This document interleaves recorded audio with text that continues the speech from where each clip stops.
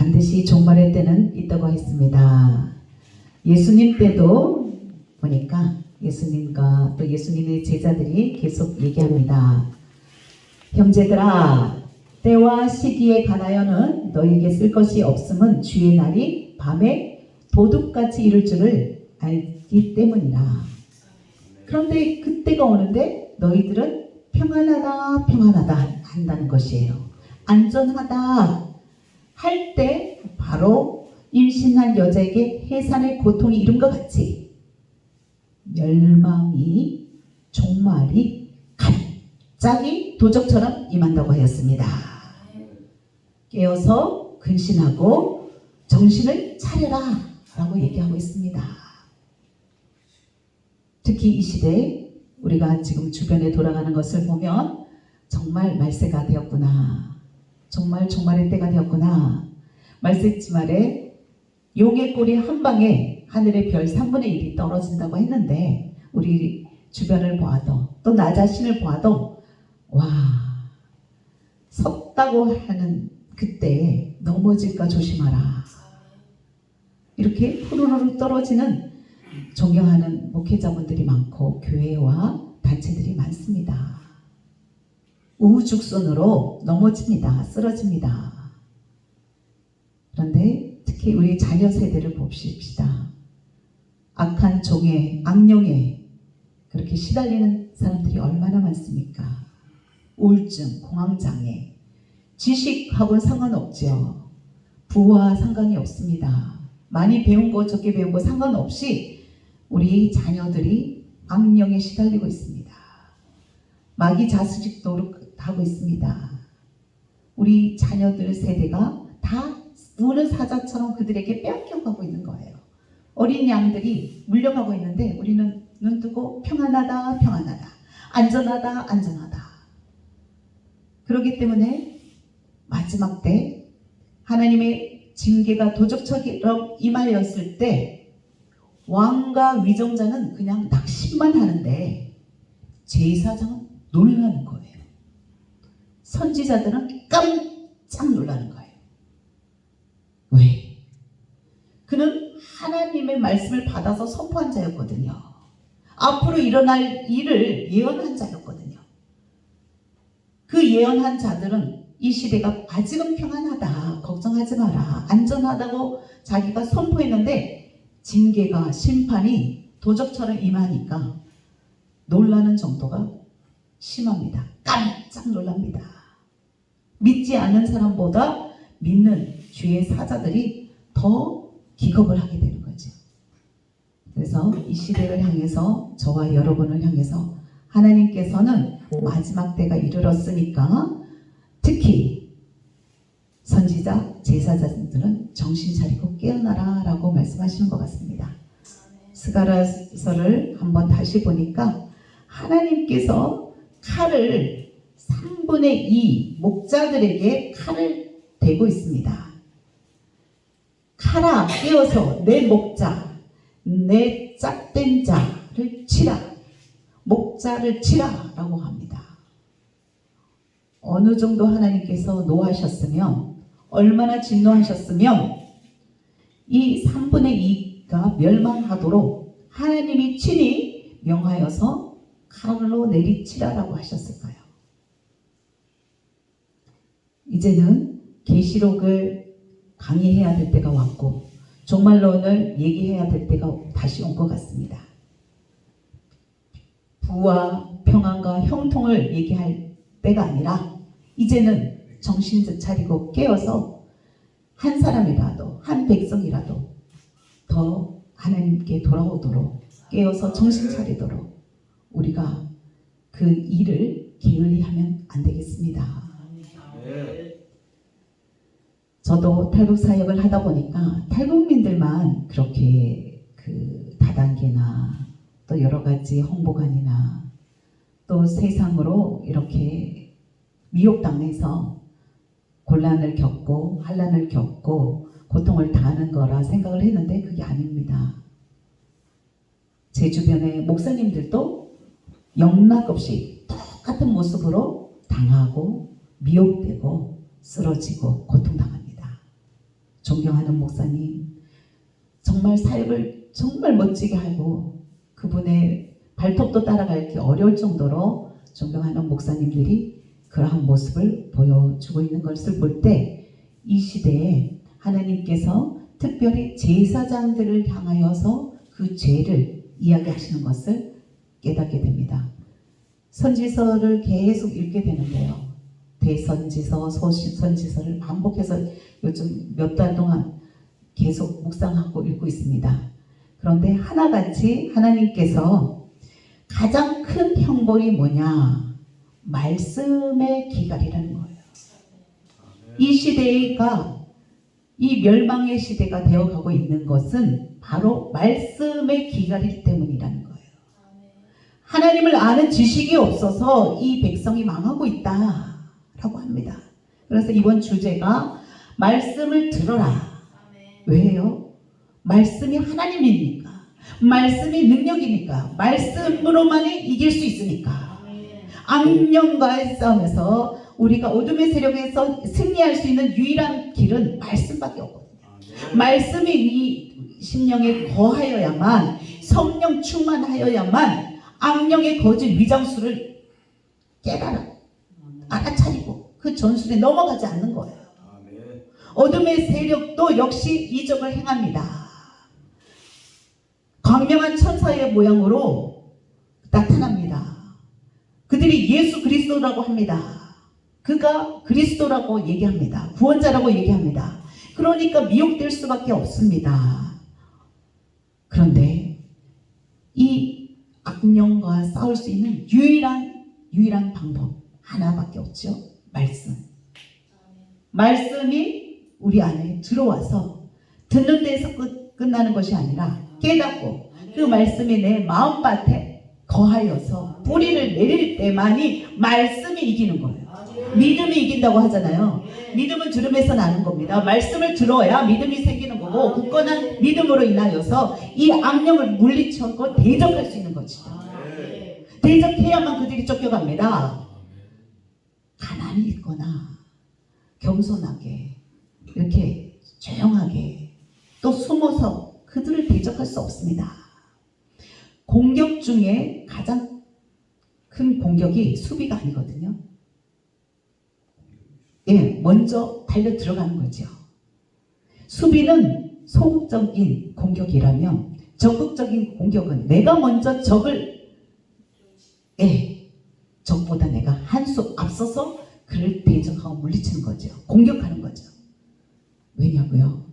사단 마귀는 악령은 너무나 교묘하고 간사하고 너무나 머리가 좋거든요. 우리의 감정과 생각을 다 읽어버리고 우리의 형편을 다 알기 때문에, 특히 우리의 약점을 알기 때문에 감정이 약한지 혈기가 많은지 또는 너무 지적이어서 따지고 드는지 이성적으로 이해가 안 되면 받아들이지 않고 하나님의 기적과 이적을 정죄하고 판단하고 비판하고 그러는 것을 너무나 잘 알기 때문에 육정력의 연약함을 아는 그는 틈만 있으면 우리를 공격합니다. 틈만 있으면 우는 사자처럼 우리를 잡아먹으려고 하죠. 그래서 요한일서 2장 14절에 말씀합니다. 하나님의 말씀이 너희에게 거하시게 하고 너희가 강하여 흉악한 자를 이기었노라. 계시록의 말씀에 그 7교회에게 얘기합니다. 끊임없이 이기는 자만이 승리하고 이기는 자만이 둘째 사망의 해를 받지 않는다. 이기는 자만이 나의 감추어준 만나를 먹게 된다. 이기는 자만이 내가 낙원의 생명나무를 주리라. 그 열매를 먹게 되리라. 이기는 자만이 철장을 가지고 그들을 다스려 질그를 깨트리듯이 그들을 깨트린다고 얘기했습니다. 이기는 자만이 흰옷을 입게 된다. 이기는 자만이 생명책에서 결코 지워지지 않는다. 우리가 이기는 방법은 뭡니까? 말씀밖에 없는 거예요. 말씀과 기도로만이 경건하여 줄 수 있는 거죠. 요즘은 기도를 많이 하는 분, 또 은사주의 그분들도 기적을 행하고 각종 방언과 예언과 이런 은사로 사역을 하죠. 치유하고 귀신을 쫓아내고. 하지만 그들에게 말씀이 이렇게 소멸되기 시작하는 순간 귀신의 영에 의해서 이적을 행하는 거죠. 내가 주여 주여 주님의 이름으로 이 일을 해왔는데 나를 왜 모르신다는 말씀입니까? 마지막 날에 심판대 앞에서 우리가 주님, 내가 얼마나 이적을 행하고 얼마나 사역을 크게 하고 얼마나 많은 사람을 불러들여서 교회에서 부흥시켰는데요. 내가 주장해도 소용이 없고 온전히 우리를 시인하는 영, 그리스도의 영, 보혜사 성령만이 오셔서 인정하여 주셔요. 그분만이 우리 안에서 거하셔서 함께 일하셨던 것을 고백해 주셔요. 변호해 주셔야만 우리가 그 심판을 면할 수가 있습니다. 그래서 살리는 것이 영이고 육신의 법을 따라서 우리는 죽을 수밖에 없기 때문에 영의 법을 따라서 살려면 끊임없이 말씀으로 점검하고, 우리 사모님 너무나 은혜로운 말씀, 존경스러운 말씀 많이 하시는데요. 너무나 많이 배웠습니다. 항상 자신을 돌아본다는 거예요. 항상 말씀으로 다시 되돌아본다는 거예요. 그러기가 얼마나 어렵습니까? 사역을 많이 할수록 신앙의 연수가 길어지면 길어질수록 또 큰일을 많이 이것저것 많이 해본 사람일수록 얼마나 자신이 높아지고 목이 뻣뻣해지는지요. 목이 이렇게 길어져서 네, 그리고 딸랑딸랑거리면서 다닌다고 호세아에 말씀하셨어요. 제사장들이 제단에서 그 백성들의 겉옷을 전당 잡아서 여기에서 깔고 거기서 부당하게 취한 포도주를 마시면서 누워서 취해서 있는 것이 하나님이 보기에 역겹다라고 하셨어요. 그 가난한 사람들의 겉옷을 저녁에 돌려주라고 했는데 그 중동지방이나 사막지방에 그 밤에는 얼어 죽을 수도 있기 때문에 그 겉옷이 이불로 사용되기 때문에 돌려주라고 한 것을 자기들의 카페트처럼 깔아갖고 뒤룩뒤룩 살만 찌는 거죠. 그래서 하나님께서는 이 모든 제약이, 이 시대의 패역함이 제사장의 죄라고 말씀하십니다.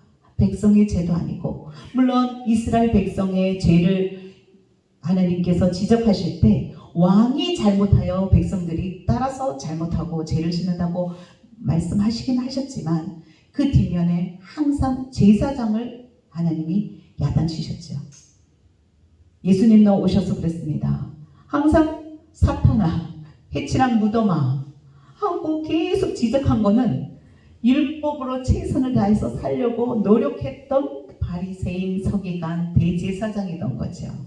얼마나 억울합니까? 세상 사람들처럼 막 세상을 따라서, 풍조를 따라서, 쾌락을 따라 마음껏 놀고 띵가띵가 살았던 사람들이 아니라 정말 최선을 다해서 율법을 하나라도 어기지 않으려고 노력했던 그들에게 하나님께서 계속 사탄아 물러가라 이러니까 그들이 얼마나 열받았겠어요. 그러니까 예수님 죽이고 싶은 거죠. 그러나 지금 이 시대도 똑같습니다.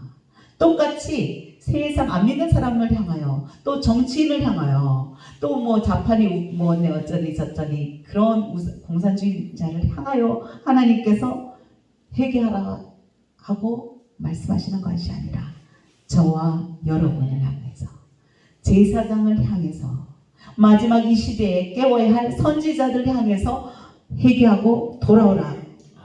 일깨워서 한 사람이라도, 한 영혼이라도 더 살려라 라고 말씀하시는 거 아니겠습니까? 마지막 시대는 곧 임합니다. 주의 날이 곧 임합니다. 양식의 시대가 있었고, 구약 시대에 율법 시대가 있었고, 예수님 오신 은혜의 시대가 있었고, 그러나 지금은 마지막 휴거가 곧 예수 공중 재림이 곧 다가올 때가 되온 것을 우리가 성경을 통해서 보게 됩니다. 최후의 승리자가 되십시다. 최후의 영체의 모습으로 왕의 만왕을 다스리는 왕의 반열에 우리가 가서 마지막 666 시대나 천년 왕국 한란의 시대를 면하십시다.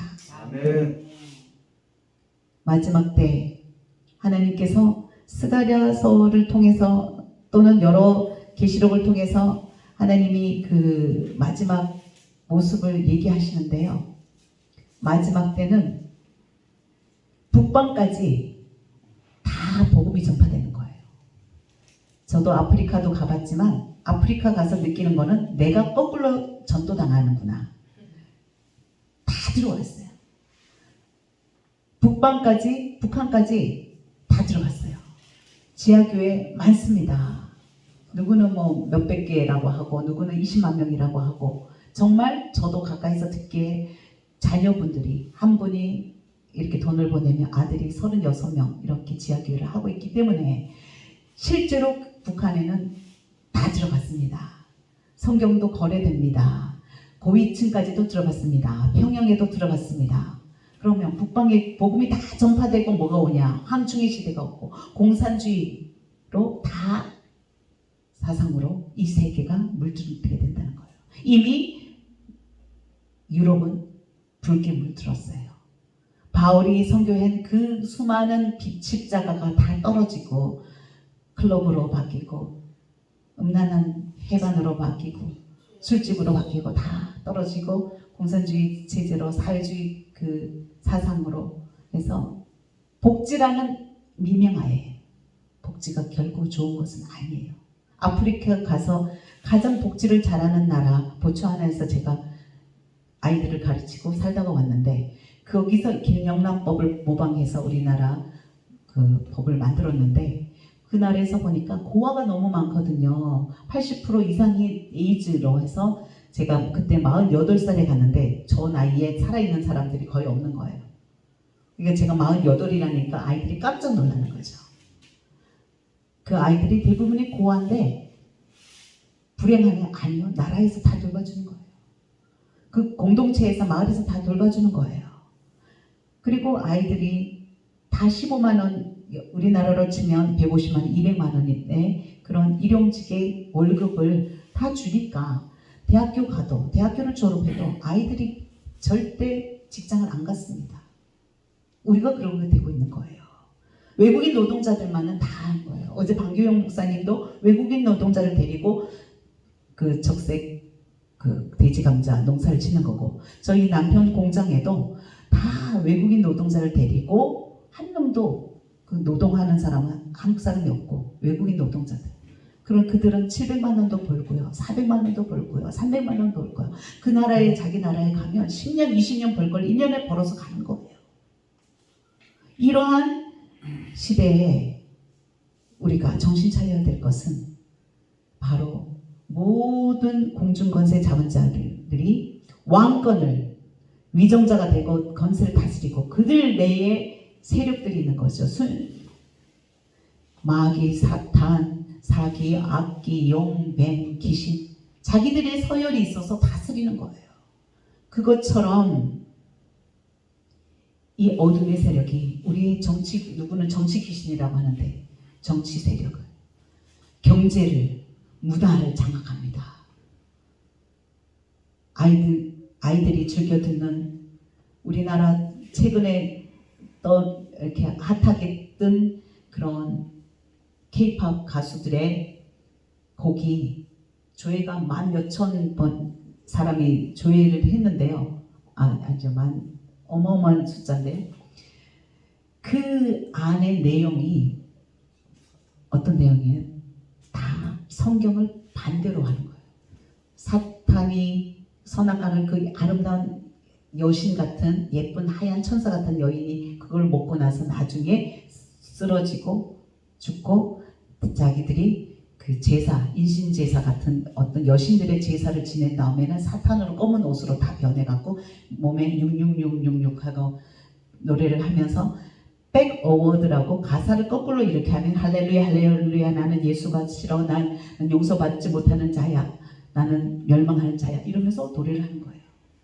그리고 노래 뒤로 이렇게 가사를 거꾸로 읽으면 음란한 거, 미성년자 성추행하는 거, 뭐 등등 이러한 가사, 음란한 가사. 그러니까 사람들은, 아이들은 모르고 들으니까, 왜요? 육신의 법은, 육신의 쾌락을 따라다니니까 그것을 좋아하는 거예요. 은연중에 세뇌가 되는 거죠. 그걸 풍조를, 세상 풍조, 마귀 사탄의 자식이 다 돼버리는 거예요. 그리고는 생명나무를 불태워버립니다. 성경을 불태워버립니다. 이제는 노골적으로 사탄을 숭배합니다.